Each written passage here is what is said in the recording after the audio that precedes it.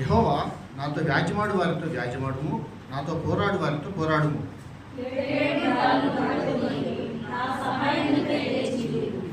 ఈట చూసి నన్ను తరుము వారిని అడ్డగింపుము, నేనే నీ రక్షణ అని నాతో సెలవిమ్ము.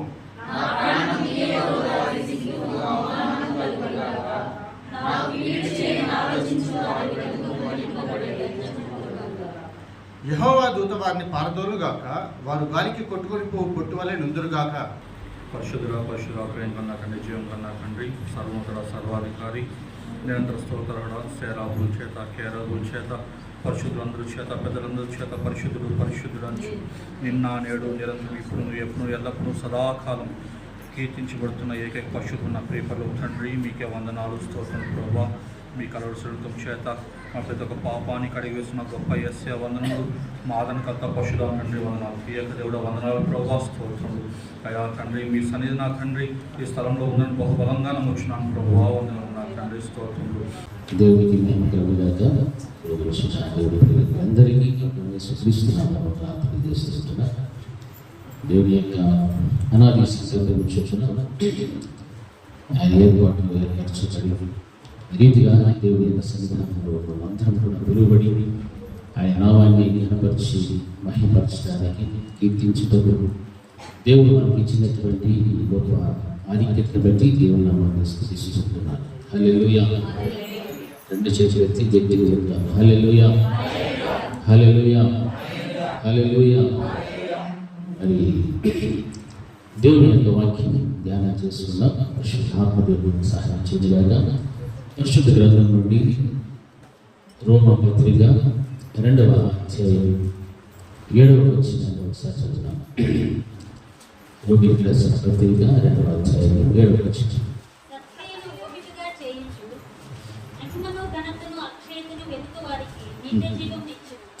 హల్లెలూయా, హల్లెలూయా.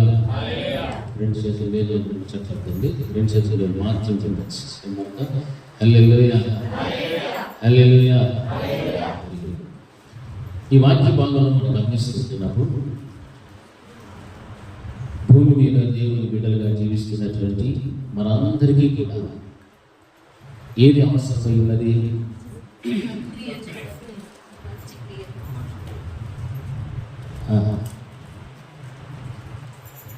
ఇప్పుడు చదివిన వాక్యంలో ఉంటుంది అన్నమాట. ఏమైనా ఏం కావాలి వాళ్ళు పూర్తిగా చివరిలో అది హల్లెలూయా. ఏం అవసరం మనకి ఇప్పుడు? ఏం కావాలా? కుర్చీలో అని చెప్పలా. ఏం కావాలా సార్? మనకి ఏం కావాలి సార్? కృష్ణ సార్ ఏం కావాలి మనకు? నిత్య జీవం కావాలి. హల్లెలూయా. సార్ ఏడవ ఉంటున్నాడు, ఏదో నాకు పరలోకం కావాలి. హల్లెలూయా. పరలోకం ఎంతమందికి కావాలి అని అంటే అందరం చేసేద్దాం. నరకం ఎంతమందికి కావాలి అంటే ఎవరు చేతులు ఎత్తారు. ఎందుకు? మనకేం కావాలా? పరలోకమే కావాలి. మరి పరలోకం కావాలి అని అంటే మనం దేనిని వెతికేటువంటి వాళ్ళుగా ఉండాలి అనేటువంటి మాటలు ముందు దేవుడు పొందుపరిచి వచ్చాడు. సత్క్రియలు అనేటువంటి దానిని ఎలా చేయబడుతున్నాడంటే ఓపికగా చేయొచ్చు. సత్క్రియను ఓపికగా చేయొచ్చు. మహిమను, ఘనతను, అక్షయతను వెదకు వారికి దేవుడు ఏం ఇస్తానంటున్నాడు? నిత్య జీవమును ఇస్తాను. హల్లెలూయా. మరి మన యొక్క నిత్య జీవితంలో మనందరికీ కూడా నిత్య జీవం కావాలని ఒక ఆశ ఉంది. ఈ ఆశ నెరవేర్చబడాలి. నా వ్యక్తిగత జీవితంలోనైనా, నీ వ్యక్తిగత జీవితంలో, మన కుటుంబాలలో నెరవేర్చబడాలి అన్నటువంటి ఆసక్తి, ఆశ మనం ఉంటే మొట్టమొదటి మనం చేయాల్సిన కార్యం ఏమిటి? దేవుడు పెట్టిన షరతుల్లో సత్క్రియలు ఎలా చేయమంటున్నాడు? ఓపిక చేయండి. ఎందుకు ఓపిక చేయమని తెలిసిన? సత్క్రియలు లేనివి అంటే మంచి కార్యాలను మనం ఎలా కాని కార్యాలను ఎలా చేస్తామో చాలా త్వరగా చేస్తాం. చెడు కార్యాలను చాలా త్వరగా చేస్తాం. పాపపు కార్యాలను, బలహీనతల్లో పడిపోవడము, లేకపోతే ఇంకొకటి ఏదైనా కానీ సత్క్రియ అనబడినటువంటి వాటిని మనం చాలా త్వరగా మనం చేసేస్తాం. అయితే సత్క్రియలు చేయాలి అని అంటే ఎన్నో ఆపదలు వస్తాయి, ఎన్నో అడ్డంకులు వస్తాయి, నిందలు వస్తాయి, అవమానాలు వస్తాయి. చాలా మంది మనల్ని నిందిస్తారు, దూషిస్తారు, అసహించుకుంటారు. ఎందుకంటే నీలో ఉన్నటువంటిది ఏంటిదంటే సత్క్రియలు ఉన్నాయి. నీలో సత్క్రియలు ఉన్నప్పుడు సత్క్రియలు కలిగినటువంటి వ్యక్తిని ఎవరైనా చూస్తే సత్క్రియలు లేని వారు పైకి సత్క్రియలు కనబడుచుకుంటూ ఉంటారు, కానీ లోపల సత్క్రియలు లేనటువంటి ఉండవు. దేవుని యొక్క ఆత్మ అనేటువంటిది పనిచేయదు. దేవుని బలమైన కార్యాలు వారి జీవితంలో ఉండవు. దేవుని యొక్క భయభక్తులు కలిగిన జీవితం ఉండదు. వాక్యానుసరిగా బ్రతుకుండదు. కానీ ఇటువంటి వారు సత్క్రియలు ఎవరైతే చేస్తుంటారో వీరిని ఏం చేస్తుంటారు? దూషిస్తూ ఉంటారు. వారు చేసేది మంచిది కాదు, వీరంతా నీకు తెలిసిన వాళ్ళ గురించి అదే చెప్తారు. ఎందుకంటే వీడు ఎక్కడ ఉన్నాడు, ఆ స్థానంలో ఉన్నాడు కాబట్టి ఎదుటి వారి మీద ఏం చేస్తూ ఉంటాడు? నిందలు వేయడము, బురద చల్లడము, ఏదో చేస్తూ ఉంటాడు. ఎందుకంటే సాతానుడు వాడికి ఆ ఉద్యోగం ఇచ్చాడు కాబట్టి సాతానుడు ఇచ్చిన ఉద్యోగానికి వాడు ఏం చేస్తాడు? న్యాయం చేస్తా పోతా ఉంటాడు. హల్లెలూయా. అందుకే వాక్యం ఏమంటుందంటే సత్క్రియ అనేటువంటి దానిని నీవు ఎలా చేయాలంటే ఓపిక చెయ్యి. నీ మీద నిందొచ్చినా, నిన్ను దూషించిన, అవమానపరిచిన, నిన్ను కొట్టిన, తిట్టిన సత్క్రియలు మాత్రము నువ్వు ఎలా చేసుకుంటూ వెళ్తుంటారా? ఓపికగానే నువ్వు చేసుకుంటూ వెళ్ళాలి. ఇది క్రైస్తవునికి ఉండాల్సిన మొట్టమొదటి గుణం.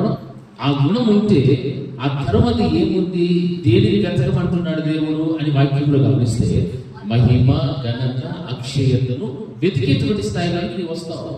ఓపిక అనేటువంటిది లేదు, సత్క్రియల విషయంలో ఓపిక నీకు లేదు అని అంటే వీటిని వెతకవు. ఘనతని వెతకవు, మహిమను వెతకవు, అక్షయతను కూడా వెతకకుండా దేన్ని వెతుక్కుంటూ ఉంటావు అంటే దీనికి వ్యతిరేకమైనటువంటిది అశాశ్వతమైనటువంటి లోకాన్ని వెతుకుతావు.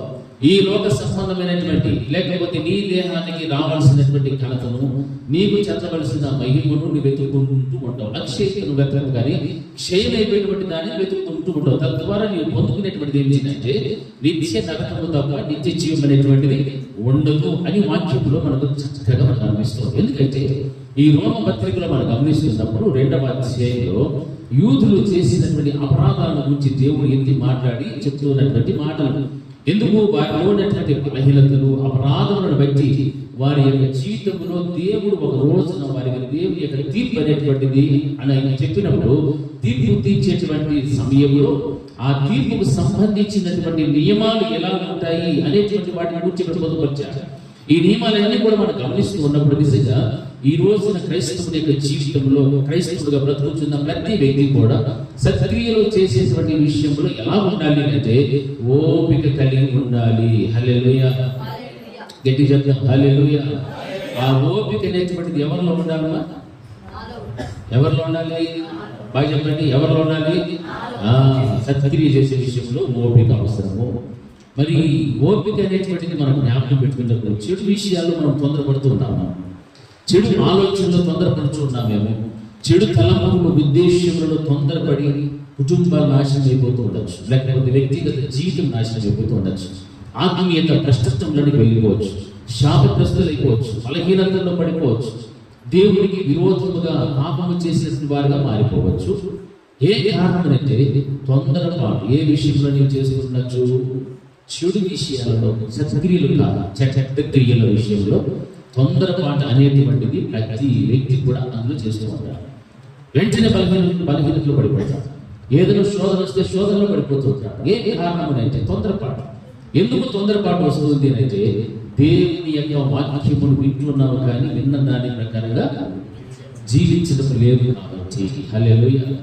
ఆ వాక్యం ఈ రోజు విన్నాము, ఏమో వాళ్ళు వచ్చే వారానికి ఏ వాక్యం చెప్పాడో మనకు తెలియదు.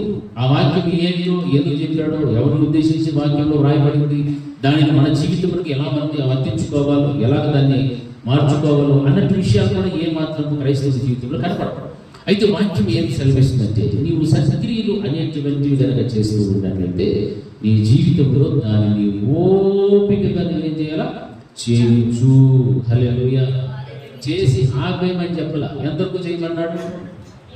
చేస్తూనే ఉండాలి. హల్లెలూయా. మన చర్చకు చేయాల్సింది, లేదా యేసయ్య వచ్చేంతవరకు చేస్తూనే ఉండాలి. సత్క్రియలు అంటే ఏమైతే చెప్పండి. సత్క్రియలు అంటే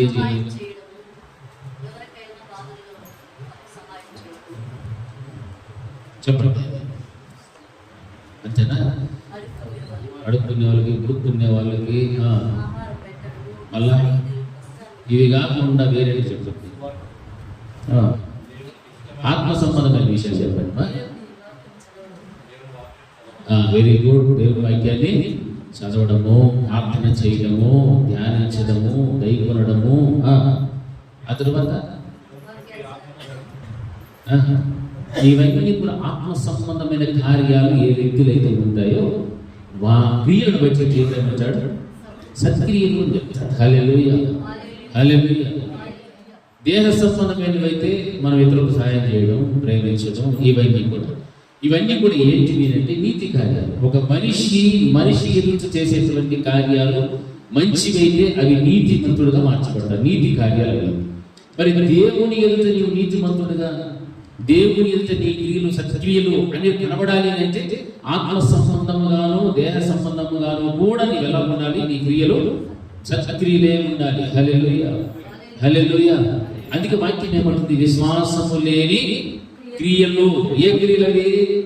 ఆత్మ సంబంధమైన క్రియలు. విశ్వాసము లే ఆత్మ సంబంధమైన క్రియలు. ఇది చూడండి ఎలా ఉందో.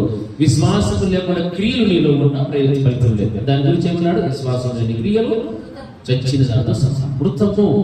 అందుకే ప్రియమైనటువంటి దేవుని కదా, ప్రతి వ్యక్తి యొక్క జీవితంలో కూడా మనం దేనిని అలవర్చుకోవాలి అని అంటే ఓపికగా మనము సత్క్రియలు చేసేటువంటి బిడ్డలుగా మనం జీవించాలి. ఆ ఓపిక అనేటువంటిది చాలా చాలా చాలా మనకు అవసరం. ఆ ఓపిక అనేటువంటిది క్రైస్తవ జీవితంలో ఎంత ఎక్కువగా ఉంటే అంత ధన్యత, అంత మంచిది. ఎన్నో పర్యాలు మన మీదకి శోధనలు వస్తాయి, నిందలు వస్తాయి, దాడులు వస్తాయి, ఏమేమో వస్తాయి.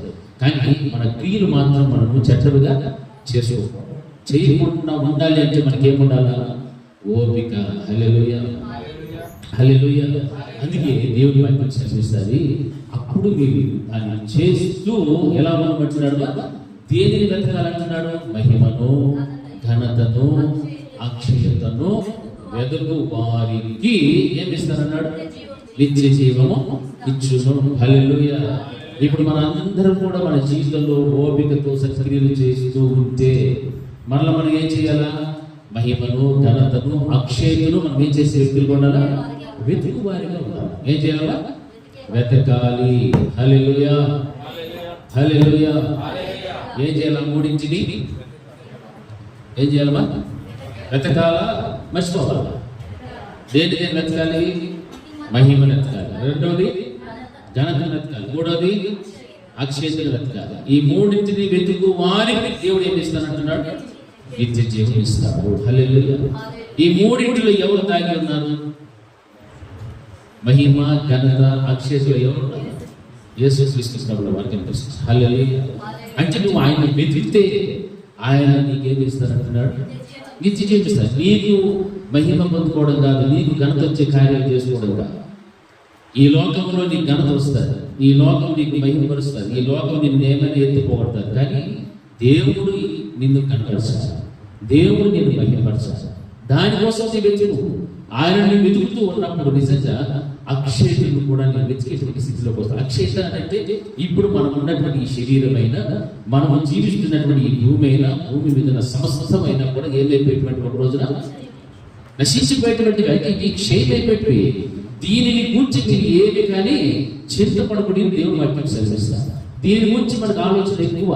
ఎందుకంటే దేహ సంబంధంగా మనం ఏమవ్వాలనుకుంటామో సుఖపడాలి, సంతోషపడాలి, ఆసక్తి ఉండాలి, అంతస్తులు ఉండాలి, ధనం ఉండాలి, బంగారం ఉండాలి, ఇవన్నీ ఉండాలి అని మనం కోరుకుంటున్నాం. కానీ ఇవన్నీ కూడా ఒక రోజున ఏమైపోతాయి? నశించుకోవడమే. హల్లెలూయా. ఇప్పుడు చూడండి, మన దగ్గర కొన్ని లక్షలు లేకపోతే కోట్లు మన దగ్గర ఉన్నాయనుకోండి. సడన్ గా ఒక రాత్రి దేవుడు నీ ప్రాణం తీసేస్తాడు. అప్పుడు నువ్వు సంపాదించిన సంపాదన, నీ ధనం, బంగారం ఎవరికి పోతుంది? ఎవరు తీసుకుంటారో తెలియదు. బతికినాల్లో పిల్లికి పిచ్చి కూడా పెట్టించున్నారు. అమ్మ ఇదంతా నాదే, ఇదంతా నాదే, నాదే నాదే అనుకుంటారు. నువ్వు చచ్చిపోతే ఎవరు? హల్లెలూయా. ఏం కాదు, ఎవరికో బతుకున్నంత వరకే. నీ చచ్చిపోయిన తర్వాత ఎవరు? అందుకే ఈ లోక సంబంధమైనటువంటి క్షయమైనటువంటి వాటి మీద మన దృష్టిని ఉంచకూడదు. మన తగు మాత్రం ఉంటే భక్తుడు చెప్పాడు కదా, నాకు ఎక్కువైన వద్దు, తక్కువైన. ఎక్కువైపోతే ఏం చేస్తా? బాగా తిని నేనేం చేస్తాను? మర్చిపోతా. తక్కువైపోతే దొంగిలించేస్తా. కాబట్టి నాకు అటు వద్దు ఇటు వద్దైనా తగు మాత్రం ఇచ్చి నన్ను అలా నిలబెట్టిస్తాను అన్నాడు. కానీ ఈ రోజున తృప్తి కలిగినటువంటి జీవితాన్ని కోరుకునేటువంటి బిడ్డలు ఎంతమంది ఉన్నారు? నూటికి ఎవరు తింటారో ఇద్దరు ఉంటారేమో. మనిషికి తృప్తి అనేటువంటిది లేదు, తృప్తి అనేటువంటిదే లేదు. ఇంకా ఇంకా ఇంకా ఇంకా ఆ ఇంకా ఇంకా అనేటువంటిది ఆత్మీయ జీవితంలో కనుక మనం ఉపయోగిస్తే ఇంకా ఇంకా ఇంకా ప్రార్థన చేయాలి, ఇంకా దేవుళ్ళు గడపాలి, ఇంకా వాక్యం వినాలి, ఇంకా మనము బలపడాలి, విశ్వాసంలో బలపడాలి, ఇంకా ఉపవాసం ఉండాలి, ఇంకా పరిశుద్ధతను కాపాడుకోవాలి, ఇంకా రక్షణలో ముందుకు వెళ్ళాలి అనేటువంటిది ఆశ ఉంటే ఇవన్నీ కూడా దేవుడి దృష్టికి మంచి క్రియలుగా కనిపిస్తాయి. హల్లెలూయా. ఇంకా అనేటువంటిది లోకంపై పెట్టుకొని మనం ఉన్న వాటిని చూసుకొని మంచి చెడ్డ దాన్ని చూసుకొని దాంట్లో పడి లేచి మునిగి తేలి దాంట్లోనే పడిపోతే అసలైన కార్యాలు మనం ఏం చేస్తున్నట్లు నిర్లక్ష్యము చేస్తూ ఉన్నాం. దేవుడు ఎందుకంటున్నాడు, మహిమను ఘనతను అక్షయతను మీరు ఏం చేయమంటున్నాడు, వెతకాలి. అలాంటి వారికి నేనేమిస్తానన్నాడు, నిత్య జీవం ఇచ్చును. హల్లెలూయా. మనం ఈ లోకంలో కష్టపడి ఏం చేస్తున్నటువంటి వచ్చేటువంటి ప్రతిఫలాన్ని అనుభవిస్తూ ఉన్నటువంటిది దేహానికి మాత్రమే పనికొస్తుంది, కానీ ఆత్మకి ఎంత మాత్రం కూడా అది ఉపయోగం లేదు. నీ ఆత్మ ఒక రోజు ఎక్కడికి పోవాలా, దేవుడు అనుగ్రహించాడు కాబట్టి దేవుడి దగ్గరికి పోవాలి.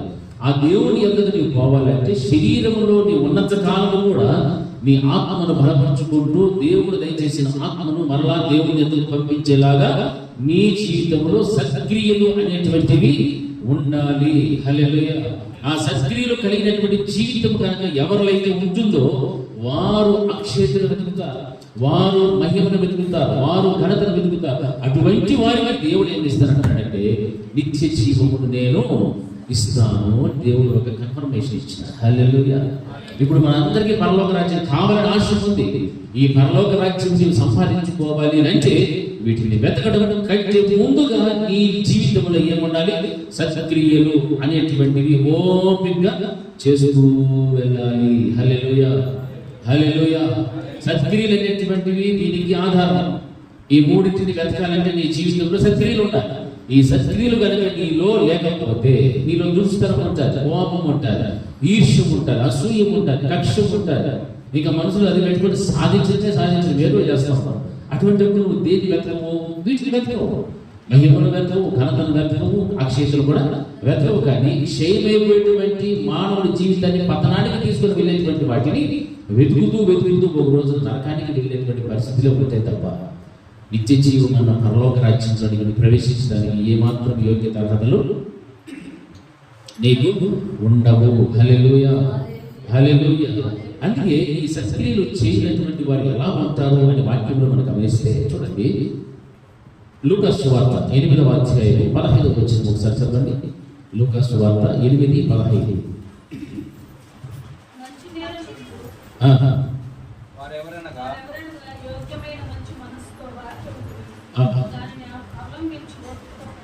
దానిని అవలంబించి ఓపికతో ఫలించువాను. హల్లెలూయా.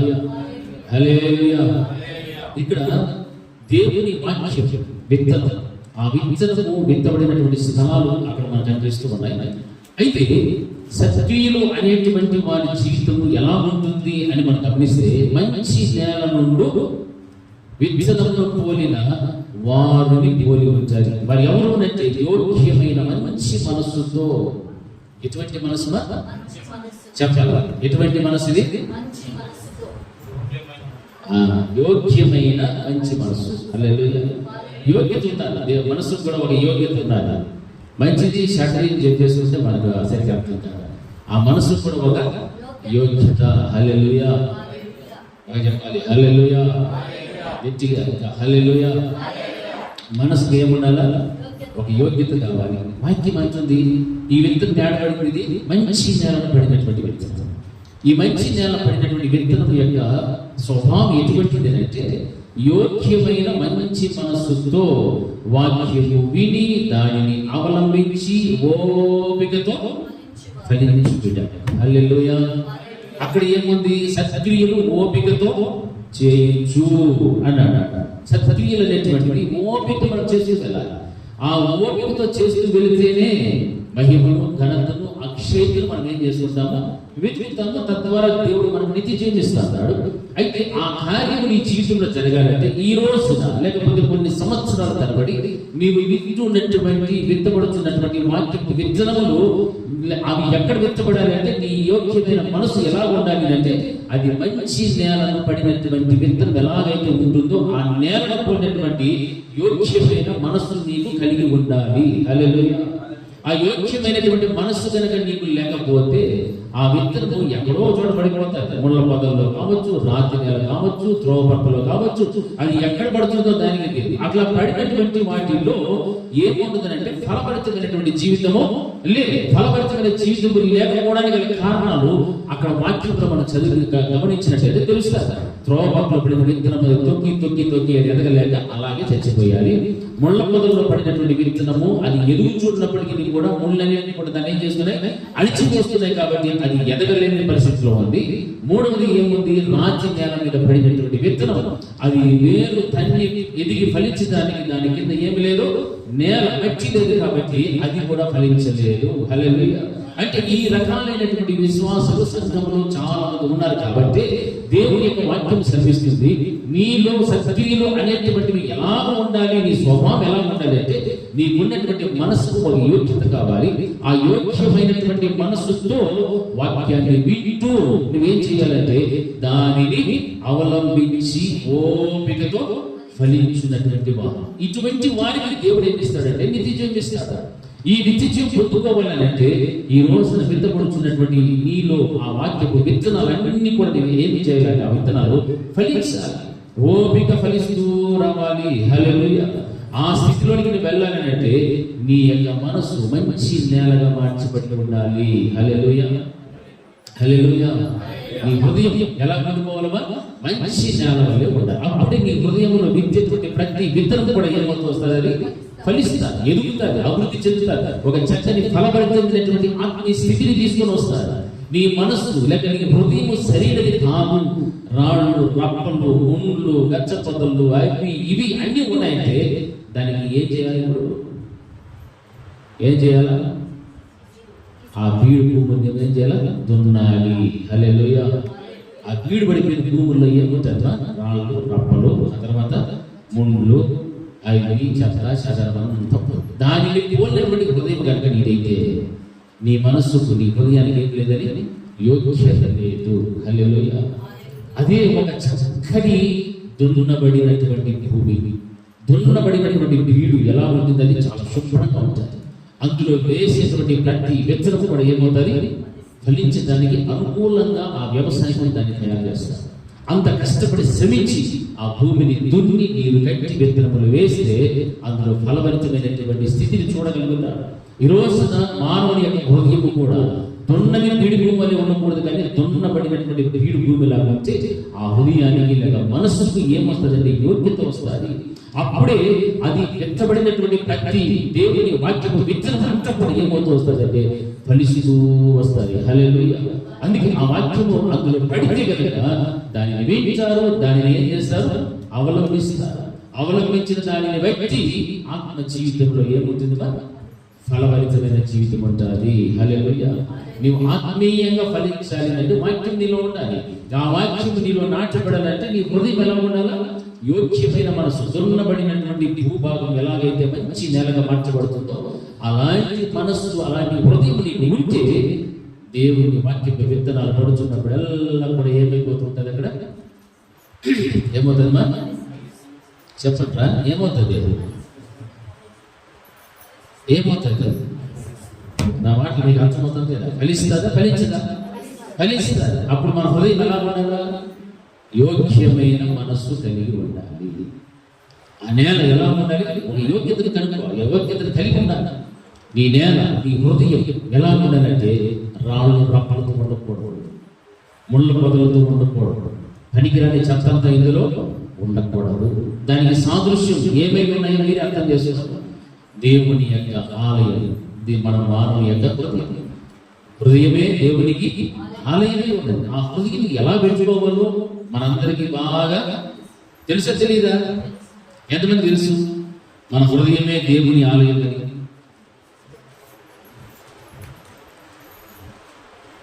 ఏమ్మా తెలుసా తెలియదా? ఇంకెవరికి తెలియదు? మానవుని హృదయము, మానవుని దేహమే దేవునికి అధికారం మొదలు రెండెంతరకు కూడా దేవునికి ఏమైపోయింది? దేహము ఆలయమే. హల్లెలూయా. ఈ ఆలయంలో ఎవరు ఉండాలి? వారు దేవుడే ఉండాలి. హల్లెలూయా. దేవుడు కాకుండా ఇంకెవరైనా ఉన్నారంటే ఈ చెయ్యి ఇష్టం వచ్చిన పని చేస్తూ ఉంటుంది, కళ్ళు ఇష్టం వచ్చిన చూస్తూ ఉంటాయి, హృదయం ఇష్టం వచ్చింది యోచిస్తుంది, తలపులు ఇష్టం వచ్చింది పోతాయి, ఇంక ఏమేమో జరిగిపోతూ ఉంటాయి. అంటే నీ దేహము దేవునికి ఏమిగా మార్చబడలేదు? ఏమి మార్చబడలేదు? చెప్పండి. ఆలయముగా మార్చబడలేదు. ఎంతమంది దేహాలు దేవునికి ఆలయంగా మార్చబడలేదు? సిగ్గుమి, నాకు సిగ్గేలేదు. నాతో పాటు ఎంత చూసాము? మీ దేహాలు నా దేవునికి ఆలయంగా ఉన్నాయి అనేవారు. కరెక్ట్గా ఏంటంటే సడన్గా చేస్తే ఎంత పొరపాటు అనుకుంటాను. హల్లెలూయా, హల్లెలూయా. బాగా ఇప్పుడు చేసి ఎత్తచ్చు. హల్లెలూయా. మన దేహమే దేవునికి ఏమై ఉన్నది? మరి ఆలయం అంటే దానికి ఒక యోగ్యత దేవుడు పెట్టుకోమన్నాడు. ఒక యోగ్యతను కలిగి ఉండాలి. ఆ యోగ్యత ఉంటేనే అప్పుడు దేవుని యొక్క వాక్యం ఎలాంటిదంటే మంచి నేల నుండి విత్తనం పోలినటువంటి జీవితము నీలో ఉండాలి. అప్పుడు అది ఏమవుతుంది? ఫలిస్తుంది. అంటే అది ఫలిస్తుందంటే నీ ఆత్మీయ జీవితం ఏమవుతుందంటే ఫలిస్తూ ఉంది. హల్లెలూయా. అది కూడా ఎలా ఫలిస్తుందంటే వాక్యాన్ని వినాలి, దానిని అవలంబించడము, కైకొనడము, వాక్యానుసారంగా బ్రతకడము. హల్లెలూయా. మనకి ఎంత కష్టం వచ్చినా, సమయం ఉన్నా లేకపోయినా, ఏమొచ్చినా దేని ప్రకారం మాత్రం నడుచుకోవాలా? వాక్యానుసారంగా జీవించడం మాత్రము మర్చిపోవాలి. అయ్యో నా ఉద్యోగాన్ని బట్టి నేను అక్కడ చేయలేను, నాకున్న వ్యాపారాన్ని బట్టి చేయలేదు, నాకున్నట్టు బట్టి వాటిని బట్టి వీటిని బట్టి సమస్యలు బట్టి ఇరుగు పొరుగు వారిని బట్టి లేకపోతే నా భర్తను బట్టి నా భార్యను బట్టి నేను చేయలేను నా వల్లగా అంటే నువ్వు దేవుని నమ్మేవు, విశ్వసించావు, కానీ దేవుని మాటలను వినకుండా దానిని అవలంబించకుండా ఉంటే విశ్వాసము లేని క్రియలు వ్రతం ఎండలో అట్లనే అయిపోతుంది. అంటే మనం ఎంత భక్తి చేసినా దానివల్ల వృధాగా ప్రయోజనకరమేమి కూడా ఉండదు. గ్రహించాలి. మందిరానికి వచ్చి వెళ్ళిపోవడం, మందిరంలో దేవుడు నీతో ఏం మాట్లాడుచు ఉన్నాడో ప్రతి మాటలు కూడా నేను చాలా చాలా జాగ్రత్తగా వినాలి. విన్న దాన్ని ఏం చేయబోతున్నాడు? అవలంబించు, అభ్యాసము చేయి, గ్రహించు, దాని ప్రకారంగా జీవించడానికి అడుగులు ముందుకు వేయాలి. విన్న వాక్యాన్ని భలే ఉంది ఇట్లా భుజాలు గడుపుకొని ఎగరేసుకొని కాళ్ళు ఎగరేసుకొని వెళ్ళిపోతే ఏంటి ప్రజలు ఈరోజు ఏమి వాక్యం చూపడం, కానీ దాని బ్రతుకులో ఉండే ఆ వాక్యము అనేది మనం చూసుకోవాలి.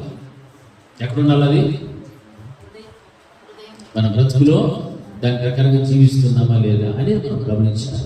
అప్పుడు ప్రతి వారం నీవు వస్తున్నప్పుడు ఆ వాక్యపు విత్తనాలు నీలో వేయబడుతూ ఉన్నప్పుడు నీ ఆత్మీయ జీవితం ఏమవుతూ ఉండాలి?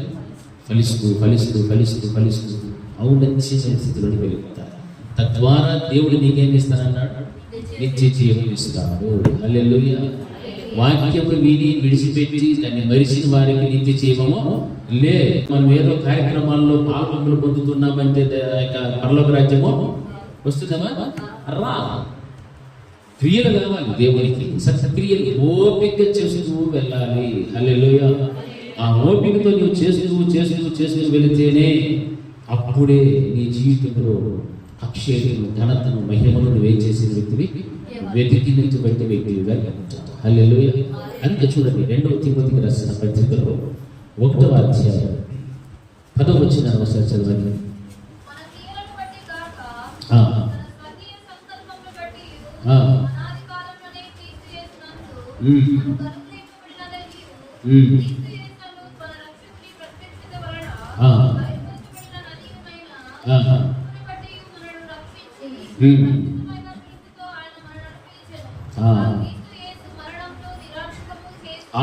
యేసుక్రీస్తు మరణమును నిరర్థకము చేసి జీవమును, అక్షయతను సువార్త వలన వెలుగులోనికి తెచ్చెను. హల్లెలూయా, హల్లెలూయా. దేని వల్ల ఇక్కడ మనకు అర్థమవుతుందంటే దేవుని యొక్క వాక్యమే, దేవుని యొక్క సువార్త. ఆ క్రీస్తు యేసు మరణమును నిరర్థకము చేసి జీవమును అక్షయతను ఆ తర్వాత సువార్త వలన వెలుగులోనికి తెచ్చాను. హల్లెలూయా. జీవము అనేటువంటి అక్షయతను దేని ద్వారా తెచ్చాడు? సువార్త వలన ఎక్కడికి తీసుకొని వచ్చాడు? వెలుగులోనికి తీసుకొని వచ్చాడు. ఎవరు? యేసుక్రీస్తు ప్రభువు వారు. దానిని ఆయన ఏం చేశాడంటే, యేసుక్రీస్తు మరణాన్ని ఏం చేశాడు? నిరర్థకము చేశాను. హల్లెలూయా. దాన్ని నిరర్థకం చేశాడు. అందుకే సిలువలో ఆయన మరణాన్ని ఏం చేశాడు? ఆ మరణ ముళ్ళును విరిచివేసినట్టుగా పత్రికల్లో మనం గమనిస్తూ ఉంటున్నాం. ఓ మరణమా, నీ విజయం ఎక్కడ, నీ ముళ్ళు ఎక్కడ అని దేవుడు ప్రశ్నిస్తున్నాడు. పాపము వల్ల వచ్చు జీతము మరణము అని దేవుడి వాక్యంలో మనం గమనిస్తూ ఉంటున్నాం. అయితే దేవుడి బిడ్డలైనటువంటి మన జీవితంలో ఈ రోజున మరణాన్ని నిరర్థకము చేసినటువంటి ఆ యేసుక్రీస్తు ప్రభువు వారు చెప్తున్న మాట, జీవము అనేటువంటి అక్షయతను సువార్త వలన వెలుగులోనికి తెచ్చాను. హల్లెలూయా. అంటే సువార్త అంటే ఏం వార్తది? దేవుని యొక్క వాక్యమే. ఆ వాక్యము ద్వారా దేని వెలుగులోకి తీసుకొచ్చాడు? జీవము అను అక్షయత.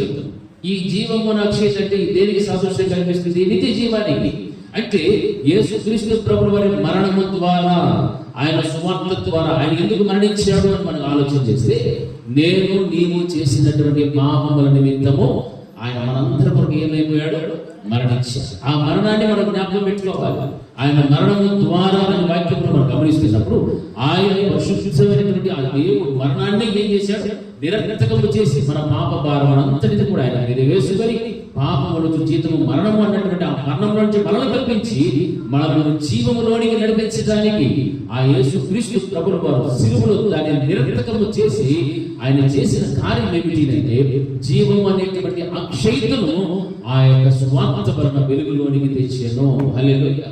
కాబట్టి ఈ రోజున చీకటిలో ఉన్నటువంటి అనేక మంది విశ్వాసుల కొరకు, అనేక మంది నశించిపోతున్నటువంటి వారి కొరకు ఆశ్చర్యకరమైన తన వెలుగులోనికి నడిపించడానికి ఒకే ఒక ఆయుధం ఏంటంటే దేవుని యొక్క వాక్యము. హల్లెలూయా. ఆ వాక్యము ద్వారా దేవుడు అనేక మందిని వెలుగులోనికి నడిపిస్తూ ఉన్నాడు. అనేక మందిని వెలుగులో నడిపిస్తున్నాడు. ఎందుకు వెలుగులో నడిపిస్తున్నాడంటే ఒక రోజున అక్షయతలోనికి మనమందరము కూడా నడవాలి. హల్లెలూయా. అక్షయతలోనికి వెళ్ళాలి. ఇప్పుడు మనం ఉన్నటువంటి ఈ జీవితము, మనం అనుభవిస్తున్నటువంటి ఈ స్థితిగతులు ఇవన్నీ కూడా క్షయమైపోయేటువంటివే. క్షయమైనటువంటి జీవితాన్ని మనం అనుభవిస్తున్నాం. మరి ఈ జీవితం కోసం ఎన్ని అక్షాలు, ఎన్ని మాటలు, ఎంతమంది మీద ఈర్ష్యలు, కక్షలు, కొండ్యాలు, అవి ఇవి పనికిరాని జీవితం అంతా కూడా సమయాన్ని దానికి వృధా చేసేస్తున్నాం. కానీ పనికి వచ్చేటువంటి దానికోసం సమయాన్ని వెచ్చిస్తున్నామా? లేదు. పనికి వచ్చే దానికోసం సమయాన్ని వెచ్చిస్తే పనికిరాని దాని మీద ఆలోచన ఉండదు. హల్లెలూయా. రెండు చేతులు చెప్పండి, హల్లెలూయా. పనికి వచ్చేది ఏంటి? పరలోకం. పనికిరాని ఈ లోకం. మనకి ఏదో లోకం కావాలి. ఆ లోకమా ఈ లోకమా? ఎంతమందికి కావాలి పరలోకము? పరలోకం అందరికీ కావాలి. అయితే సాయంత్రం వరకు మనకి ఏడకూసవాలా? ఏడకూసుందాము? కూసుందామని వాళ్ళు సరే హల్లెలూయా. ఈసారి బాగా చెప్తారు హల్లెలూయా. ఆ మాట బాగా చెప్తున్నారా? అంతే. నువ్వు నిలబడుకోలేము, మేము కూర్చొని టెస్ట్ చేసుకొని ఉంటాను. ఎంతసేపు నువ్వే కూర్చొని చేస్తావు లాస్ట్ ఇయర్. హల్లెలూయా. నా సంగతి వినేవాళ్ళు ఉంటే రేపు తెల్లవారు కూడా చెప్తాను, సాయంత్రం కూడా, రేపు తెల్లవారు కూడా మాట్లాడుతున్నాను. హల్లెలూయా. ఏమైనా మళ్ళీ గొర్రెలు పైన నేను పోతానని చెప్పేసి పరలోకం కావాలంటే ఎంత ఎక్కువగా దేవునితో మనం సహవాసం కలిగి ఉంటామో అంత దేవునికి అయిపోతామో దగ్గర అవుతా ఉంటాం. లేదు ఈ లోకం నాకు కావాలి, ఈ లోకం ఉన్నాయి, చాలా ఉన్నాయి, నాకు బాధ్యతలు చాలా ఉన్నాయి, నీకేం తెలుసు అని అనుకుంటూ దేనికి దూరం అవుతాం? పరలోకానికి దూరం అవుతాం. లోకానికి, ఈ లోకానికి దగ్గర అయిపోతాం. లేదు, ఈ లోకంలో మనం బ్రతకడానికి దేవుడు ప్రతి ఒక్కరికి ఒక వ్యాపకాన్ని ఇచ్చిన, పని చేసుకోవడానికి బలాన్ని ఇచ్చిన, ఏదో ఒక చేతిలో పని పెట్టాడు దేవుడు, సంపాదించు తిని అన్నీ చేసేసిన దేవుడికి ఇవ్వాల్సిన సమయాన్ని మాత్రం దేవుడు ఖచ్చితంగా ఇవ్వాల్సిందే. హల్లెలూయా, హల్లెలూయా. అందుకే మన పాప భారం అంతటిని కూడా ఆయన మీద వేసుకొని ఆయన మరణాన్ని ఏం చేసేసాడు? నిరర్థకము చేసి జీవం అనేటువంటి అక్షయతను సువార్త ద్వారా వెలుగులోనికి తెచ్చినట్టుగా అప్పుడు ఆ సువార్తని వింటూ ఉన్నావు, ఆ వాక్యాన్ని వింటూ ఉన్నావు, దాన్ని ఏం చేయాలి? నువ్వు గ్రహించాలి. ఆ వాక్యాన్ని గ్రహించాలి, అవలంబించాలి. అప్పుడు నీకు ఫలించగలుగుతావు, అప్పుడే నిత్య జీవులను నీవు వెళ్ళగలుగుతావు తప్ప వేరొక మార్గం గుండా నేను వెళ్ళటానికి అవకాశమే లేదు. హల్లెలూయా, హల్లెలూయా. చూడండి, మొదటి కొరింథీయులకు రాసిన పత్రిక 15వ అధ్యాయం 53వ వచనం ఒకసారి చదవండి. 15:53.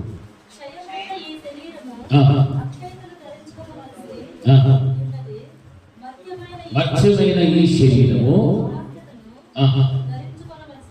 హల్లెలూయా, హల్లెలూయా.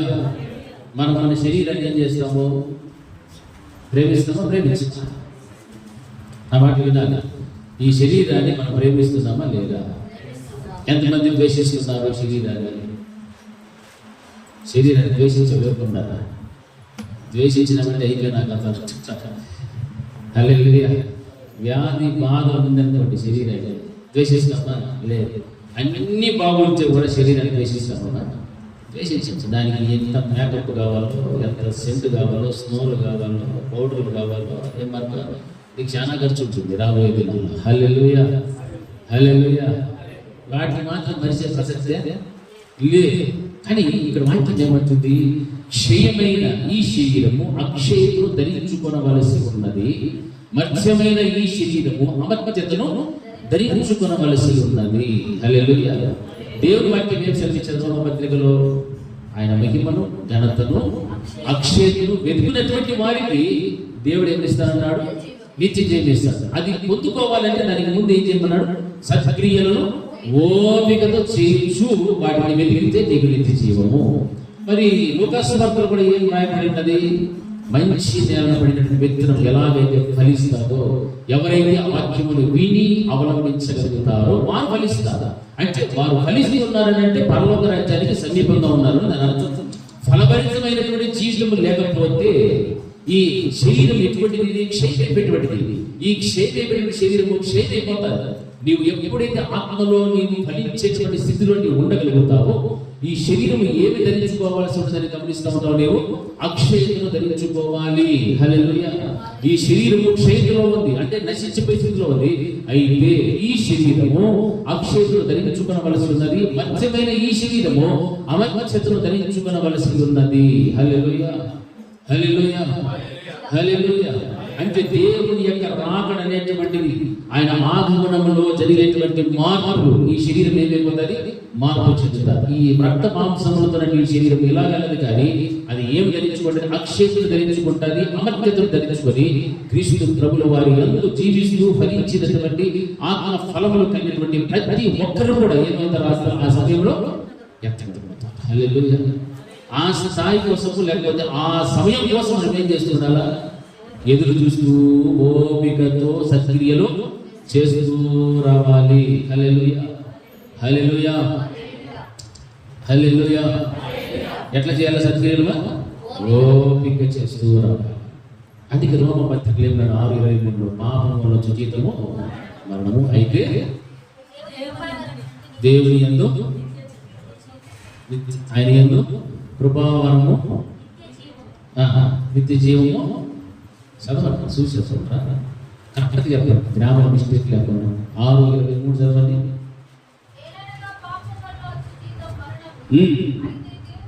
అయితే దేవుని కృపావరము ప్రభువైన యేసుక్రీస్తు నందు నిత్య జీవము. హల్లెలూయా, హల్లెలూయా. పాపం వల్ల వచ్చే జీతమేమో మరణము, అయితే దేవుని కృప వరంగా మనకు ఇచ్చినాడు. ఏమి ఇచ్చినాడు? ప్రభువైన యేసుక్రీస్తు నందు ఎవడైతే జీవిస్తూ ఉంటాడో. క్రీస్తు నందు అన్నాడు. మనుషులు యందు లేదు, రాజుల యందు లేదు, అధికారుల యందు లేదు. క్రీస్తు నందు ఎవడైతే జీవించగలుగుతాడో వారికి దేవుడు ఏమిస్తానన్నాడు? నిత్య జీవం. లేదు, నువ్వు పాపం చేస్తూ ఉంటే నీకేముండాలని చెప్పాడు? మరణము. పాపంలో జీతం మరణము. అయితే ప్రభువునందు నీవు వింటే ఆ కృపావరములో నీవు బ్రతుకుతావు. దాని ద్వారా దేవుడు నీకేమి ఇస్తానంటున్నాడు? నిత్య జీవం అనేటువంటిది ఇచ్చేస్తాడు. హల్లెలూయా. పాపం అనేది ఏంటంటాం చెప్పండి మనం? పాపం ఆజ్ఞ అతిక్రమం పాపము, ఇంకా లవడుకోవడం, ఇంకా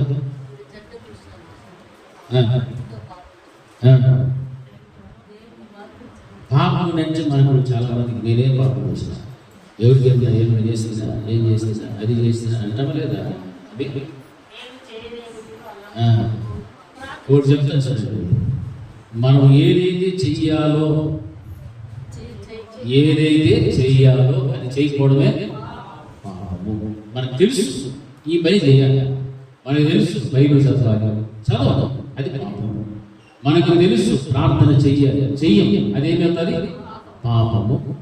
మనకు తెలుసు సహవాసంగా కూడుకో, అది పాపము. మనం ఏదో అనుకుంటే పెద్ద మటర్ చేసి, లేకపోతే అది చేసి, ఇది చేసి, నేనేం పాపం చేసినానంటే, నువ్వు పాపాలు చేసి దాటేసి అక్కడికి పోయినావు. హల్లెలూయా. ఇవన్నీ పాపాలే కదా, అవునా కదా? నువ్వు మందిరానికి రావాలని తెలిసి కూడా నీకు రావు, అది పాపమే. ప్రార్థన చేయాలని తెలుసు, చెయ్యు పాపము. వాక్యానుసారంగా బ్రతకాలి తెలుసు, బ్రతకవు, అన్ని పాపాలే. మళ్ళీ నేను ఏం చేశాను, అది చేసి నీకు ఇష్టం వచ్చినప్పుడు జీవితాన్ని జీవిస్తూ అక్రమాలు చేస్తూ మోసాలు చేస్తూ ఉంటావు. ఈ స్థాయిని దాటి ఆ స్థాయికి వెళ్ళిపోయినావు అంటే అతిక్రమములు వేరు, పాపములు వేరు. హల్లెలూయా, హల్లెలూయా. ఇప్పుడు మనం ఏ స్టేజ్లో ఉన్నాము? క్యాన్సర్ వస్తే ఎన్నో స్టేజ్లు చెప్తారు. స్టార్టింగ్ ఉంటే ఫస్ట్ స్టేజ్, లేదంటే సెకండ్, థర్డ్, ఫోర్త్, లాస్ట్ చేస్తాను. ఫోర్త్ లాస్ట్ దానికి మెడిసిన్ లేదు. మరి అలాంటప్పుడు మనం ఇప్పుడు ఏ స్థాయిలో ఉన్నాము? పాపం చేసే స్థాయిలో ఉన్నామా, లేకపోతే అతిక్రమాల్లో వెళ్ళిపోయామా? అతిక్రమాలు మైకు బలి గుర్తుంది. హల్లెలూయా, హల్లెలూయా. ఎక్కడున్నామో అయిపోతుందని చెప్పి ఈరోజు చెప్తాను. పాపాలను చేసే చాలని ఉన్నామా, లేకపోతే రెండో స్టేజ్కి వెళ్ళిపోయామా, లేకపోతే ఇంకా 3, 4, 5, 6 వెళ్ళిపోయినాం. మా యొక్క మొత్తం అన్ని స్టేజ్ మొత్తం చేసేసి కూడా. హల్లెలూయా, హల్లెలూయా. మనం అనుకుంటాం మటన్ చేస్తేనో, లేకపోతే వ్యభిచారం చేస్తేనో, అవన్నీ పాపాన్ని మించిపోయినటువంటి అతిక్రమములు, క్రమమైనటువంటి ఇది చెయ్యాలి అంటే చెయ్యాలి, చేయకపోవడము అతిక్రమము. హల్లెలూయా. తెలిసి కూడా నువ్వు చేయలేదు పాపము, తెలిసి కూడా చేయకపోవడం పాపము. చేయకూడదు అని తెలిసిన నువ్వు దాన్ని చేస్తున్నావంటే అతిక్రమము. హల్లెలూయా. ఇప్పుడు మందిరానికి రావాలి, ఏం చేయాలి? రావాలి. రాకపోతే అంటే అక్కడ క్రమము తప్పిపోయావు కాబట్టి అదేమైపోయింది? అతిక్రమము. హల్లెలూయా, హల్లెలూయా. ఒక భర్తతో భార్య ఈ విధంగానే మాట్లాడాలి, లోపడలేదు, ప్రేమించి మంచిగా ప్రేమగా మాట్లాడాలి అంటే అక్కడ ఏమైపోయాలి? అతిక్రమమే. భర్త భార్యను ప్రేమించాలి, తెలుసు ప్రేమించాలి, అతిక్రమం. ఈ విధంగా మన యొక్క నిత్య జీవితంలో ఎన్నో 1, 2, 3 స్టేజెస్ దాటుకుంటూ వెళ్ళిపోతాం. మరలా వచ్చి ఆదివారం ఏం చేస్తాం? మేడ నాకు మించిన భక్తులే మళ్ళీ చెప్తుంటాడు. హల్లెలూయా. నాకు మించిన చెప్పండి, వీళ్ళెవరు చెప్పరు. హల్లెలూయా. ఎవరు మనము? అందరికంటే మించిన పాపాలు. నేను చెప్తాను, మావాడు నాని చెప్తాడు, అందరికి మించిన పాపాలు. ఓకే, మావాడు ఒప్పుకున్నాడు. హల్లెలూయా. ఎట్టి చెప్పండి, హల్లెలూయా. మరి నిత్య జీవం కావాలంటే ఈ శరీరం ధరించుకోవాలా? అక్షయత ధరించుకోవాలి. మత్స్యంలోని శరీరం అమర్త్యతను ధరించుకోవాలి. ఈ క్రియలన్నీ కూడా జరిగితేనే దేవునికి ఏమి ఇస్తారు? నిత్య జీవం ఇస్తారు. అంతేగాని ఈ శరీరంలో బ్రతుకున్న కాలం డంబంగా జీవిస్తూ అతిక్రమాలు చేసుకుంటూ, పాపాలు చేసుకుంటూ, ఆ తర్వాత ఇంకా ఏమేమో లోపల హృదయంలో సత్సంతా పెట్టుకొని దొన్నబడినటువంటి బీడు భూమిలాగా హృదయాన్ని పెట్టుకొని విత్తనాలు వేస్తున్నాము, కానీ విత్తనాలు లోపల ఉన్న ముళ్ళు పొదలు అనిచేస్తూ ఐహిక విచారములు, ఇవి రాతి నేల త్రోవపక్కలు ఏడవ పడేసుకుంటూ ఎంత వృధా చేస్తుండొచ్చు. దేవుని వాక్యం చాలా విలువైనటువంటిది, అమూల్యమైనటువంటిది దేవుని మాట. ఈ మాట మరలా వినాలంటే నీకు వినపడదు. మరలా ఇంకొక వాక్యంతో దేవుడు నీతో మాట్లాడతాడు. ఈరోజు ఈ మాటలతో నీతో మాట్లాడుతున్నాడంటే మనల్ని మనం ఏం చేసుకోవాలి సార్? విమర్శించుకోవాలి. ఏం చేసుకోవాలి? విమర్శించుకో. పరీక్షించుకునేది వేరే, విమర్శించుకునేది వేరే. విమర్శ అంటే నాలో ఈ బతుకు, నాకు ఇటువంటి స్వభావం ఉంది, నాకు నా జీవితం ఇంతేనా, నాలో మాట ఇటువంటిదే, నా ప్రవర్తన ఈ విధంగా ఉందా అని మనం ఏం చేసుకోవాలంటే, విమర్శించుకుంటూ ఉంటే మనం ఏం పొందము? శిక్ష పొందము. హల్లెలూయా, హల్లెలూయా, హల్లెలూయా. విమర్శించుకోకపోతే అది కన్ఫర్మ్. ఏది నా చేసి పరలోకం అనుకోద్దండి. శిక్ష కన్ఫర్మ్. విమర్శించుకుంటే శిక్ష పొందము, విమర్శించుకోకపోతే శిక్షను. హల్లెలూయా. ఇప్పుడు మనకు విమర్శించుకోవడం మంచిదా, విమర్శించుకోవడం మనం బ్రహ్మంగా కూడుకోవడం మంచిది? ఎంతమందికి విమర్శించుకోవడం మంచిది? ఎంతమందికి మంచిది? కుర్చీలో వాళ్ళు పని ఉంటారు. ఏం చేశాను? విమర్శించుకోవాలా వద్దా? దేంట్లో విమర్శించుకోవాలా? ఆయన అన్నింటిలో విమర్శించుకోవాలి. ఈరోజు వాక్యం విన్నావా? విన్నదాని ప్రకారం నడవలేదు, విమర్శించుకో. ప్రార్థన చేయలేదు, విమర్శించుకో. ఉపవాసం ఉండాలి, చేయలేదు, విమర్శించుకో. భర్త భార్యలు, కుటుంబంలో తల్లిదండ్రులకు, బిడ్డలకు మధ్య ఉన్నటువంటి ప్రతి విధమైన చర్యలన్నింటిలో కూడా ఒకవేళ మన ప్రవర్తన సరిగా లేకపోతే దానిని బట్టి కూడా నువ్వేం చేసుకోవాలి? నిన్ను నీవు విమర్శించుకో. నిన్ను విమర్శించే అవకాశాన్ని ఇవ్వద్దు. నీ అంతకు నువ్వే విమర్శించు చాలా. అప్పుడు దేవుడి యొక్క వస్తారు మహిమను, ఘనతను, అక్షయతకేటువంటి స్థితి దేవుడు నీకు ఇస్తాడు. పరిశుద్ధతలోనికి నీకు వస్తావు. ఆ పరిశుద్ధమైనటువంటి దేవునితో సహవాసం చేయడానికి దేవుడు నీకు అవకాశం ఇస్తాడు. హల్లెలూయా, హల్లెలూయా. ఆ విధంగా మన యొక్క భక్తి కలిగిన జీవితాన్ని కాపాడుకుంటూ క్షయమైనటువంటి ఈ లోకంలో జీవిస్తున్న ఈ క్షయమైన శరీరంతో ఉన్నటువంటి మనము అక్షయతను, ఘనతను, మహిమను వెతికితే అటువంటి వారికి దేవుడు పరలోక రాజ్యాన్ని ఇస్తాను అని చెప్తూ ఉంటున్నాడు. అంతేకాకపోతే ఈ అతిక్రమాలు, ఈ పాపములు అయినటువంటి వారి జీవితంలో ఏం చల్లారిపోతుంది తెలుసా? ప్రేమ చల్లారిపోతుంది. వాక్యంలో చూడండి, మత్తయి 24:12 ఏమైందిగా? అక్రమం విస్తరించినప్పుడల్లా కూడా ఏమైపోతుంది? అక్కడ ప్రేమ చల్లారిపోతుంది. అందుకే ఈ రోజున క్రైస్తవ జీవితంలో ఏమి కొరతగా కనిపిస్తుంది తెలుసా? ప్రేమ. సాటి వ్యక్తిని ప్రేమించలేని పరిస్థితులు ఉన్నామంటే ఆ వ్యక్తిలో ఏముందని? అతిక్రమాలు ఉన్నాయి, పాపములు ఉన్నాయి. కాబట్టి నీ సాటి వ్యక్తిని ఏం చేయడం లేదు? ప్రేమించడం. చదవండి మా వాక్యాన్ని. అక్రమము విస్తరించుట చేత అనేకులలో ప్రేమ. ప్రేమ ఎట్లా ఉండాలా?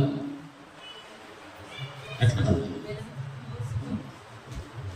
ఆ చల్లారిపోయింది అంటే దానికి ఆపోజిట్ ఎట్లా ఉండాలి? చల్లారిపోయింది అంటే దానికి ఆపోజిట్ కూడా చెప్పండి. ఇంకొంచెం పైకి రా. అది మనకు మండుతుంది. ఎవరు చూస్తే ఇంత మండుతుంది, అట్లా పండుగ పట్టడానికి పెట్టేసి మంటే అది చూస్తే నాకంటే మండుతుంది. అంటే లోపల ప్రేమ ఏమైపోయిందని? ప్రేమ చల్లారిపోతుంది. ఏం పడుతున్నాం అని పాపం. పెద్దనైతే బాగా లేకుండా మా వీళ్ళు హాస్పిటల్లో ఉంటే వాళ్ళ మనవరాలు అంతా వస్తుంది. కానీ ఆయన ఊరిని పెట్టి అందరూ తిట్టాడు. కానీ మా వాడు నాయన కనిపిస్తుంది. బంగారు బిడ్డ, బిడ్డ బంగారు బిడ్డ అంటే మా వాడు సమస్తం చేస్తాడు. హల్లెలూయా. ఆయన మీద మా ఊరి మీద ప్రేమ ఎట్లా ఉందంటే అట్లనే పైకి పొంగి పొరలుతూ ఉంటుంది. అంటే మా అన్నయ్య. హల్లెలూయా, హల్లెలూయా. అయితే మనలో కూడా ప్రేమ ఏమవుతుందా? చల్లారు. ఎట్లుండాలా? ఉడతాను ఏంటంటే అంతే ప్రేమ. ప్రేమ ఎవరు చేయాలి? ప్రేమతో చనిపోయాడు.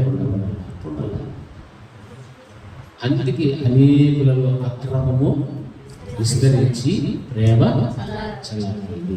ఇప్పుడు మనలో ప్రేమ ఉందిగా, చల్లబడిపోయింది. ఎంతమంది ఉంది? కరెక్ట్గా చెప్తాను, చూద్దాము. కరెక్ట్గా నేను చూసేది ఎవరు చూస్తాను? ఏం లేదే చేసి మీరు ఎవరు ఎత్తలేదు. నేను మిమ్మల్ని చూస్తాను. నానే తెచ్చింది, ఎవరు ఎత్తింది? గంగన్న తెచ్చింది. ఇంకేవి అమ్మ. Okay okay. అట్లా ఇమ్మానుయేల్ సంఘంలో 10 మంది ప్రేమ తృప్తి. హల్లెలూయా. హల్లెలూయా. అంతే కదా, హల్లెలూయా. మనలో ఏది ఉంటే చల్లబడిపోతుందో మనకు అర్థమైంది. అక్రమం విస్తరిస్తామంటే ప్రేమ చల్ల. ఈ అక్రమం అనేటువంటి ఉంటే మనం దేని వెతకము, పాపాల స్థాయి దాటి అక్రమం చేసే స్థాయికి వెళితే మహిమ, ఘనత, అక్షయత వెతకని స్థితిలో వెళ్ళిపోతాం. దాన్ని వెతకలేదు అంటే ఏం కోరుకుంటాము, పరలోకం పోగొట్టేసి. దీన్ని మనం చాలా జాగ్రత్తగా గమనించుకుంటూ మన యొక్క ఆత్మీయ ప్రయాణాన్ని కొనసాగించాలి. ఈ విషయాలు మనం కొంచెం నిర్లక్ష్యం, చులకనగా మనం తీసుకొస్తే ఒక రోజు దేవుని యొక్క ఆగమనం అనేటువంటి వచ్చినప్పుడు మార్పు చెందాల్సినటువంటి ఈ శరీరము మార్పు చెందాలి. ఇట్లనే ఉంటుంది. మన పక్కన ఉన్నటువంటి శరీరం మాయమైపోతారు, అవతల ఉన్న వాళ్ళు మాయమైపోతారు, మన పైన ఉన్న కింద ఉన్న వాళ్ళు, మన ఇరుగు పొరుగు, మన భర్త, లేక భార్య, లేక బిడ్డ, తల్లి, ఎవరో మాయమైపోతారు. విడబడినటువంటి వాళ్ళంతా ఎలాంటి వారంటే అక్రమాలు చేసుకుంటూ, పాపములు చేసుకుంటూ, చెయ్యాలి అని తెలిసినా చేయకుండా, చేయకూడనివి చేస్తూ, పాపములలో, అక్రమాలలో ఉండి ప్రేమను ఏం చేసుకున్నారు వీళ్ళు చల్లార్చుకుని అక్రమాన్ని విస్తరించుకునేటువంటి పరిస్థితులు వెళ్ళిపోతారు. హల్లెలూయా, హల్లెలూయా. అందుకే వాక్యం అనేది చదివిస్తుంది, ప్రేమ చల్లారిపోకూడదు. అందులో ముఖ్యంగా మన జీవితంలో ప్రేమ అనేటువంటిది చల్లబడకూడదు. హల్లెలూయా. చూడండి, హెబ్రీయులకు రాసిన పత్రిక 6వ అధ్యాయం 12వ వచనం చదవండి. హెబ్రీయులకు రాసిన పత్రిక 6:12 వచనం.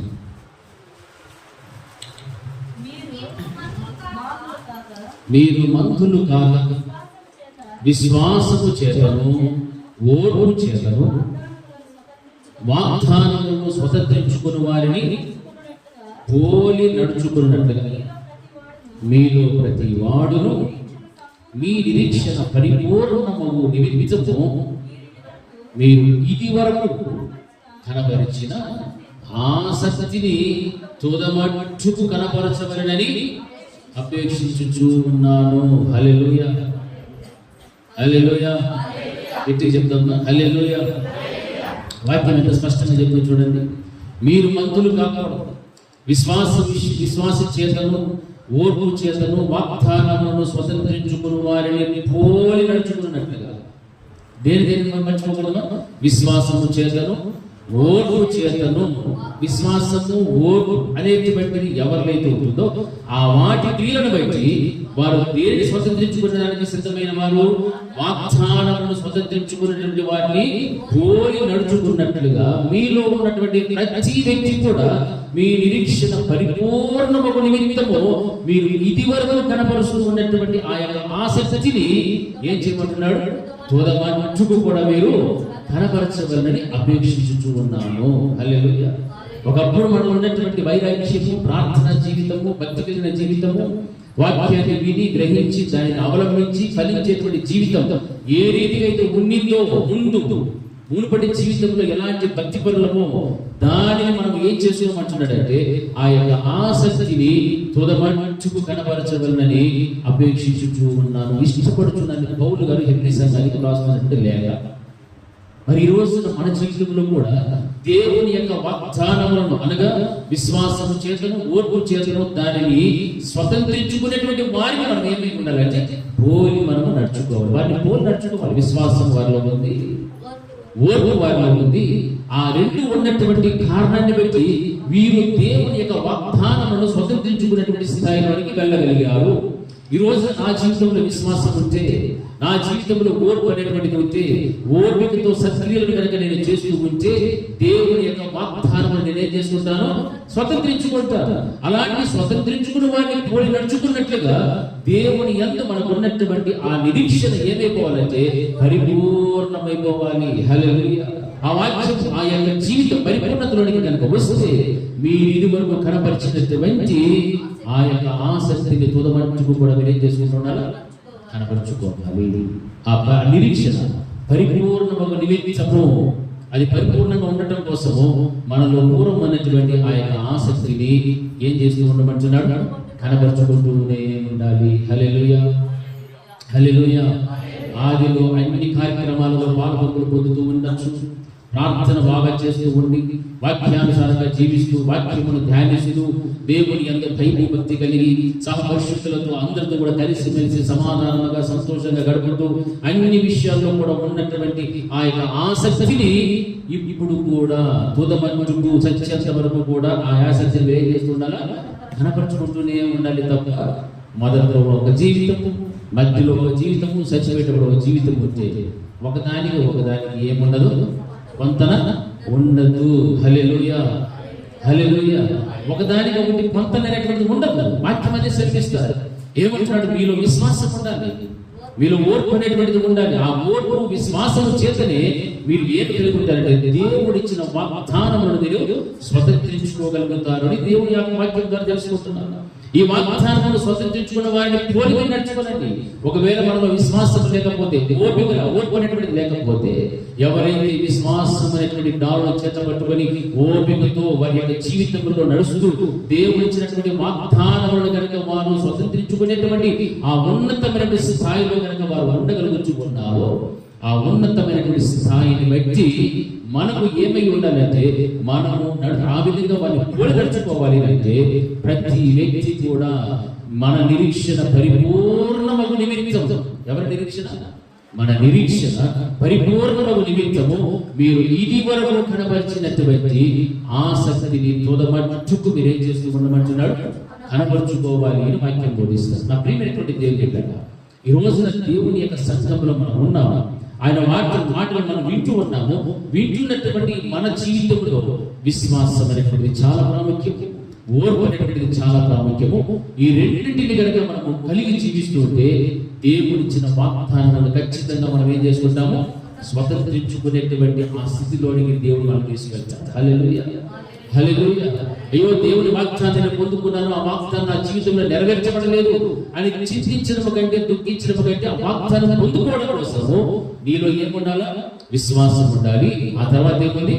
ఓర్పు అనేటువంటి ఉండాలి. ఈ రెండు కార్యాలు జీవితంలో ఎప్పుడైతే ఉండగలుగుతాయో అప్పుడే దేవుని యొక్క వాగ్దానమును నీవేం చేసుకుంటావు, స్వతంత్రించుకోగలుగుతావు. ఆ వాగ్దానమును స్వతంత్రించుకోలేనటువంటి పరిస్థితుల్లో నీవు ఉన్నావు అంటే నీ వ్యక్తిగత జీవితంలో ఏమి లేదని, విశ్వాసము లేదు, ఓర్పు అనేటువంటిది లేదు. గమనించాలి. అదే దేవుని వాక్యం ద్వారా మనం గ్రహిస్తున్నాం. అందుకే ఓపికతో సత్క్రియలు చేయొచ్చు. హల్లెలూయా. ఎలా చేయాలి? మనము ఓపికతో సత్క్రియలు చేయొచ్చు. మహిమను, ఘనతను, అక్షేతను వెతుకు వారికి దేవుడు ఏమి ఇస్తారంటే నిత్య జీవమును ఇస్తారు. రెండు చెప్తాం. హల్లెలూయా, హల్లెలూయా. ఆ ఉన్నతమైనటువంటి స్థితి ఈ రోజున మనందరికీ కూడా మనం జీవించినటువంటి ఈ జీవితం సరైనటువంటి జీవితం కాదు.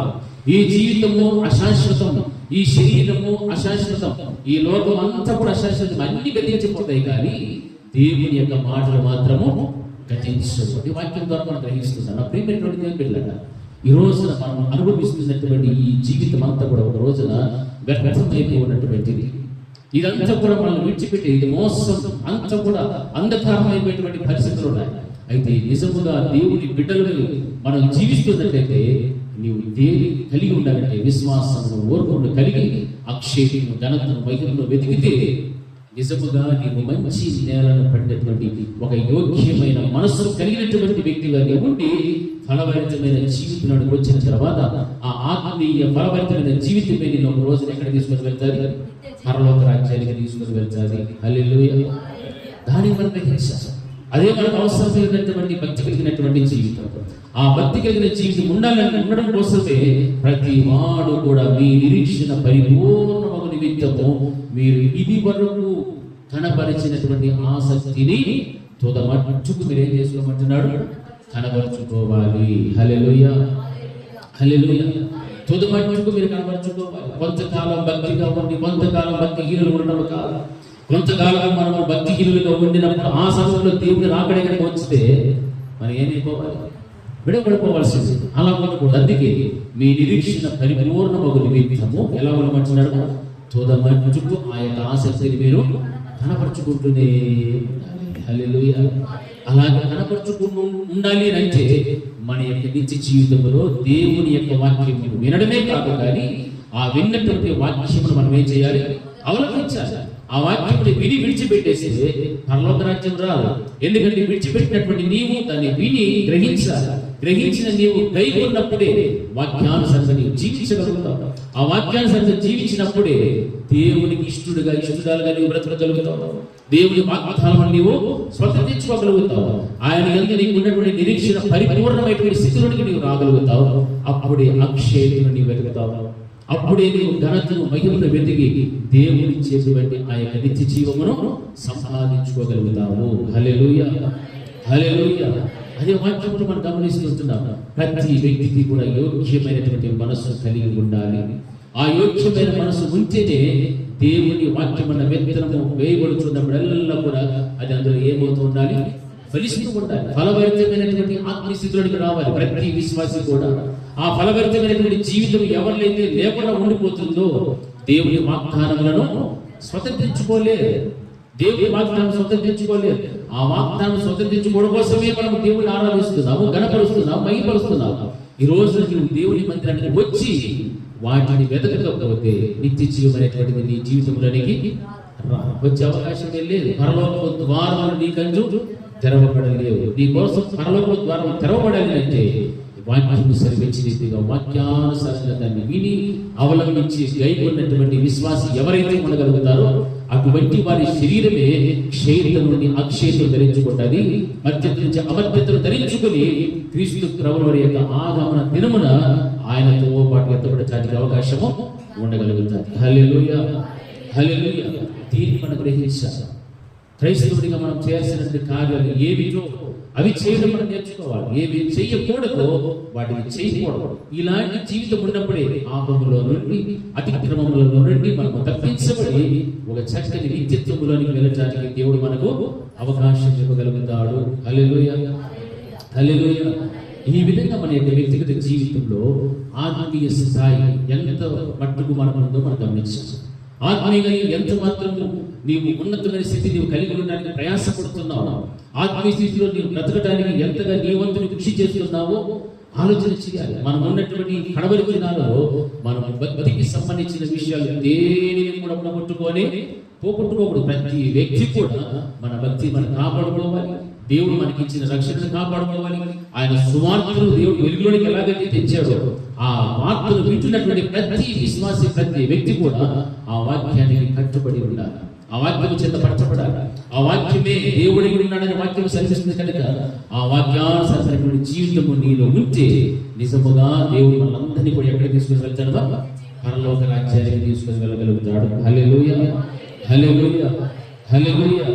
కనుకనే వాక్యం ద్వారా మనం వింటున్నటువంటి ప్రతి మాట మన హృదయంలో విత్తపడుతున్నప్పుడు ఆ విత్తనాలన్నీ కూడా ఏమైపోతుండాలన్నా ఫలిస్తూ ఉండాలి. వాక్యం ఫలిస్తే నీ ఆత్మీయ జీవితం ఫలిస్తాడు. దేహ సంబంధంగా కూడా దేవుడిని ఏం చేస్తాడు? ఆశీర్వదించగలుగుతాడు. ఈరోజు ఉన్నటువంటి నీవు దేవుని వాక్యానుసారంగా బ్రతకడానికి ఇష్టపడితే దానికి మించినటువంటి ఘనత, మహిమ, ప్రభావం దేవుడు నీకు సహాయం చేస్తాడు, నిన్ను ఆశీర్వదించగలుగుతాడు. మనకందరి కొరకు కూడా ఆయన పరలోక రాజ్యంలో స్థానాన్ని ఇవ్వడానికి ఇష్టపడేటువంటి దేవుడు. హల్లెలూయా. అప్పుడు దేవుడు మనందరికీ అనుగ్రహించిన జాగ్రత్త. దయచేసి అందరూ కూడా మోకరించుకొని ప్రార్థించారు. బహున్నతమైన మా తండ్రి, మీ శాశ్వతమైన ప్రేమ బట్టి మీ స్తోత్రాలు చెల్లిస్తున్నాను. మీరు నిజంగా గొప్ప దేవుడు. నేను తండ్రి జీవం లేని దేవుడు. దేవ మీ గొప్ప ప్రేమ బట్టి ఆయన వెచ్చబడినటువంటి వాక్యం ప్రతి అంతరంగంలో కూడా ఫలించుతూ సహాయం చేసి నేను పరలోక రాజ్యము మేము సంపాదించుకోవాలి అంటే దేవ ఓపికతో సత్క్రియలు చేస్తూ మహిమను, ఘనతను, అక్షయతను వెతికేటువంటి వారికి ఆ యొక్క పరలోక రాజ్యాన్ని ఇస్తామని సంకల్పించు. ఆ విధంగా ప్రభావం మేము జీవించడానికి కూడా చూపించండి. ఆ ఉన్నతమైనటువంటి ఆత్మీయతను కలిగి జీవించడానికి సహాయం చేసి ప్రార్థించిన ప్రతి బిడ్డను కూడా మీరు వినికరించు. మీ నామములో నా తండ్రి ప్రార్థిస్తున్నాను. దేవా బిడ్డలందరికీ నీకు తండ్రి పరలోక రాజ్యములో తండ్రి ఆ ఉన్నతమైన స్థానాన్ని పొందుకునేటువంటి యోగ్యమైన మనస్సులో మీరు దయచేసి ఫలభరితమైనటువంటి జీవితాలను అనుగ్రహించారు. యేసు నామములో ప్రార్థించి వేడుకుంటున్నాము తండ్రి. నా ప్రాణమా యెహోవాను స్తుతించు, నా అంతరంగమున సమస్తమైన పరిశుద్ధ నామమును స్తుతించు. నా ప్రాణమా యెహోవాను స్తుతించు, ఆయన చేసిన ఉపకారములను దేనిని మరవకు. మన తండ్రి అయిన దేవుని ప్రేమ, కుమారుడైన యేసుక్రీస్తు యొక్క కృప, పరిశుద్ధాత్మని యొక్క అన్యోన్య సహవాసం ఇప్పుడు ఎల్లప్పుడూ నిత్యం నిరంతరం సదాకాలం ఆయన కృపా సమాధానం మనకు మన కుటుంబములకు తోడి నడిపించుగాక. ఆమేన్. అందరికీ వందనాలు.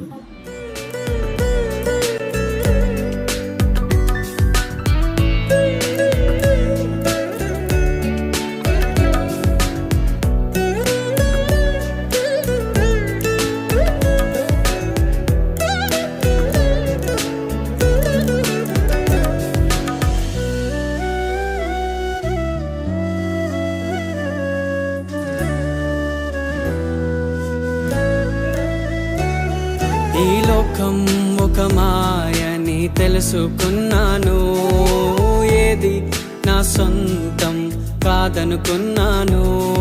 ఈ లోకం ఒక మాయని తెలుసుకున్నాను, ఏది నా సొంతం కాదనుకున్నాను. తప్పిపోయిన కుమారుని నేనైతే నా కొరకై నిరీక్షించే తండ్రి నా యేసు. తప్పిపోయిన కుమారుని నేనైతే నా కొరకై నిరీక్షించే తండ్రి నా యేసు. ఈ లోకమంతా నేను వెతకినా నాకు లేదయ్యా ఎక్కడా ఆనందం. నీ సన్నిధిలో ఒక్క క్షణం గడిపినా నా హృదయ